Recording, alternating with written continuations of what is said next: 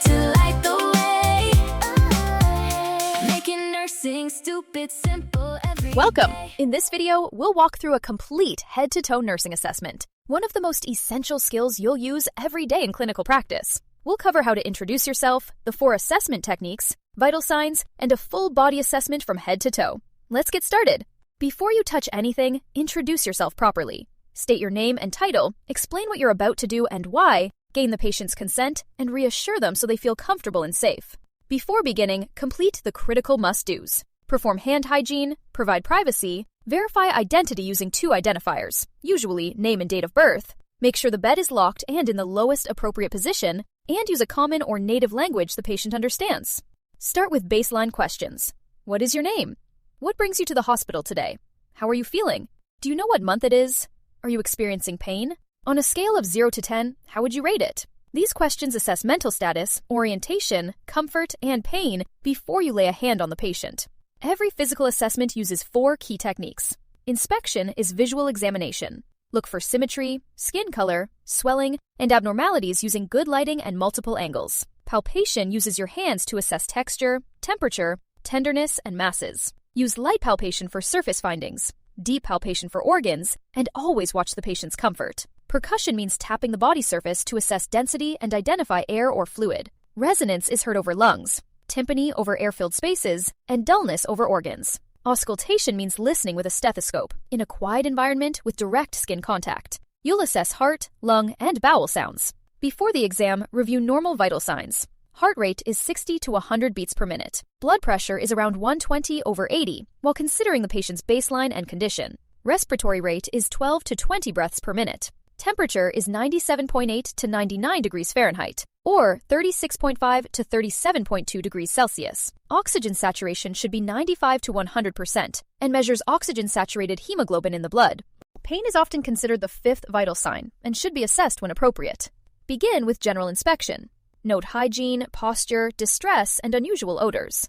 Observe mental status, including alertness, orientation to person, place, and time, mood, and behavior. Now move to the head. Assess the scalp and hair for symmetry, lumps, and lesions. For the eyes, check pupil reaction, redness, and discharge. Remember PERLA. Pupils, equal, round, reactive to light, and accommodation. Inspect the ears for structure, discharge, hearing deficits, and pain. Check the nose for symmetry, septal deviation, and nostril patency. For the face, ask the patient to smile, frown, puff their cheeks, close their eyes, and show their teeth to test facial nerve function.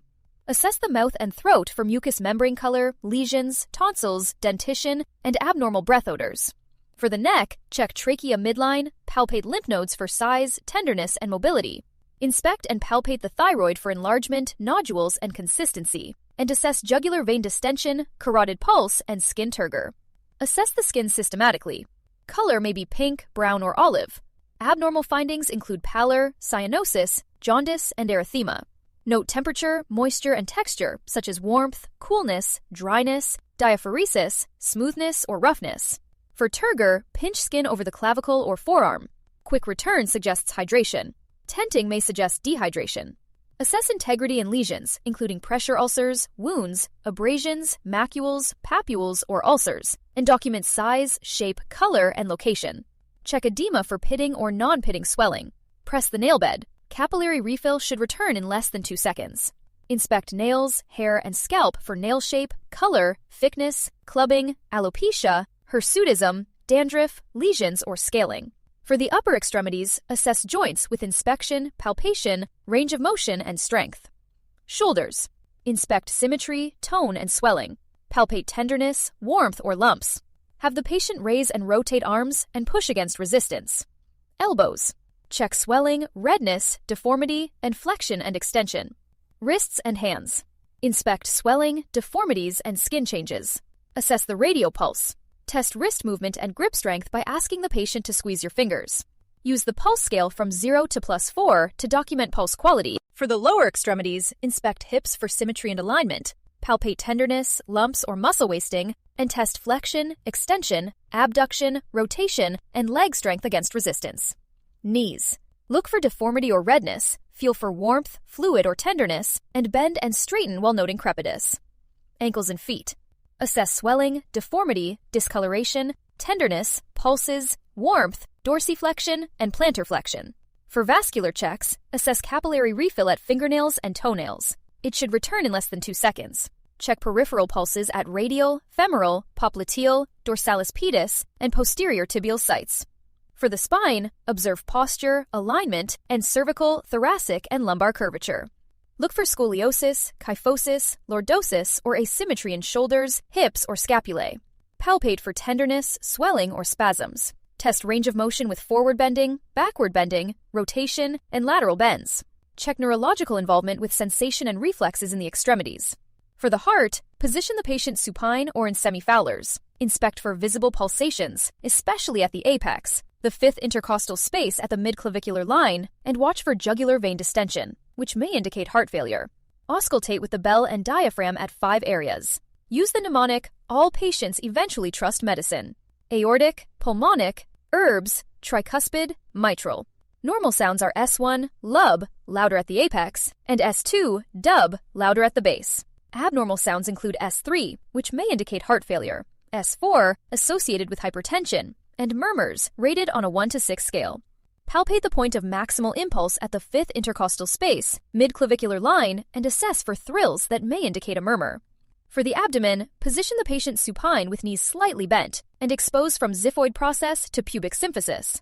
Inspect skin, symmetry, contour, and visible peristalsis. Auscultate before palpation. Listen for bowel sounds in all 4 quadrants. Normal is 5 to 30 per minute. Listen for bruits over the aorta, renal, iliac, and femoral vessels. Percuss for tympany from gas and dullness from fluid or masses. Palpate lightly first, then deeply if no pain is present, assessing masses, organ enlargement, rigidity, and rebound tenderness, which suggests peritoneal irritation. For lungs, position the patient sitting upright or at 45 degrees.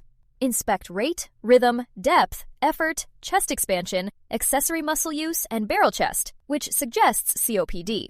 Palpate tenderness and tactile fremitus by having the patient say 99. Increased fremitus suggests consolidation, such as pneumonia. Decreased fremitus suggests pneumothorax or pleural effusion. Percuss lung fields. Dullness indicates fluid or solid masses, and hyperresonance suggests overinflation, pneumothorax, or emphysema. Auscultate with the diaphragm over anterior, posterior, and lateral fields. Normal sounds include vesicular, bronchial, and bronchovesicular. Abnormal sounds include crackles or rails from fluid in alveoli, wheezes from narrowed airways, rhonchi from mucus in larger airways, and pleural friction rubs from inflamed pleural layers. Finally, include a brief psychiatric assessment. Note appearance, hygiene, grooming, clothing, and appropriateness. Observe behavior, eye contact, withdrawal, or agitation. Assess mood and affect, how the patient feels and whether expression matches. Check speech clarity, rate, and volume. Assess orientation to person, place, time, and situation. Check memory by asking about recent events or why they came in. Always screen for thoughts of harming themselves or others. This is non-negotiable. Before we close, here's a quick NCLEX tip. You do not have to memorize every detail at once. Focus on being systematic. If you assess the same way every time, you'll be less likely to miss important findings. And that's your complete head-to-toe nursing assessment. A thorough, systematic assessment is the foundation of excellent patient care. Practice until these steps become second nature, and your patients will be in good hands. Thanks for watching, and good luck in your clinical rotations. Okay, we just covered a lot. So let's bring it all together and make it stick. A head-to-toe assessment is simply a systematic way to check your patient from top to bottom. And the key word is systematic, same order, every single time. Before any of that, introduce yourself, verify identity with 2 identifiers, perform hand hygiene, lock the bed, and gain consent. Every single time. Here's all you need to remember. 7 steps, top to bottom, general appearance, mental status, head and neck, heart, lungs, abdomen, extremities. That's it. Don't skip around, don't freestyle, just follow the flow, top to bottom, every single time.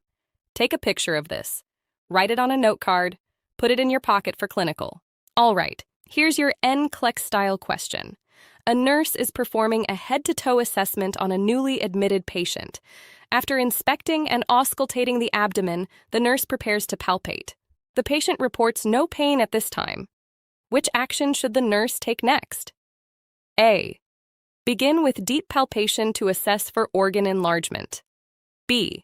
Skip palpation since the patient reports no pain. C. Begin with light palpation, then proceed to deep palpation if the patient does not report pain. D. Palpate the abdomen starting from the area of reported pain. Pause the video if you need time to think. The answer is C. Here's the key takeaway. Write this down. You always start with light palpation. Then, if there's no pain, you move to deep palpation. That's it. And here's the classic NCLEX trap in this question. If a patient does have pain, you palpate that area last, not first. Always save the painful area for the end so it doesn't affect the rest of your assessment. Lock those two things in, and you're good. All right, future nurses, so how did you do with today's lesson? If you felt stuck on a topic, don't stress. That's how you learn. Nursing school is all about repetition, practice, and building confidence one step at a time. Don't forget to grab your free cheat sheet linked below to help you review today's lesson. And if you want extra NCLEX-style practice questions, bonus rationales, memory tricks, and extended study sessions, check out my Patreon linked in the description for even more no BS nursing content. Make sure you like, subscribe, and turn on notifications so you never miss another stupid simple lesson. All right, future nurses, you've got this, and I'll see you in the next one.